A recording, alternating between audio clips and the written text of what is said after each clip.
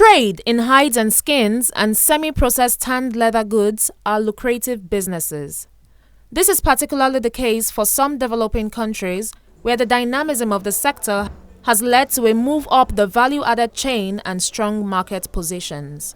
There are different types of leather, first of all, right? There's top grain, there's actually full grain, genuine leather, and there's what we call pure leather, which is like the fake leather in quotes, right? So when it comes to genuine leather, which is what most of us really use, it could be dry, for example, it could break. So mostly what I do is when I want to actually check a leather, right, I'll first of all fold the leather and see if it actually breaks. That means it's dry and it's old, right? Then also I'll check the back, right? So, and there's some other things that I do, but just actually make sure that this is actually very, very durable leather. The African leather industry is an important strategic sector for the economic and industrial development of many African countries.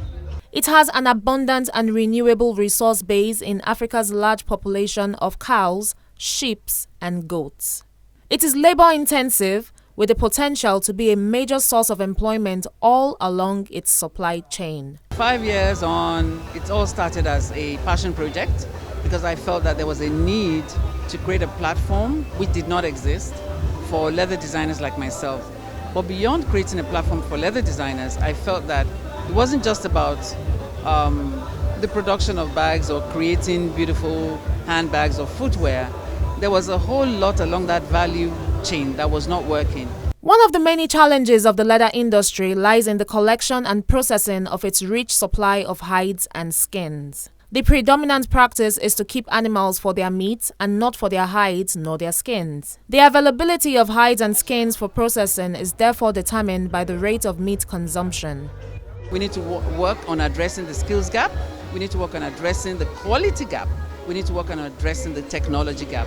And then we can begin to talk about being more commercial or producing commercially and taking our goods outside so that we don't get into problems. And that's what will happen because we don't have the capacity. We simply don't have the capacity. We don't have the human capacity.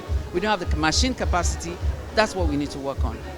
Beyond the consumption of meat and the availability of hides and skins, the exportation of leather, both raw and processed from Africa to the world, is something that African leaders should definitely explore.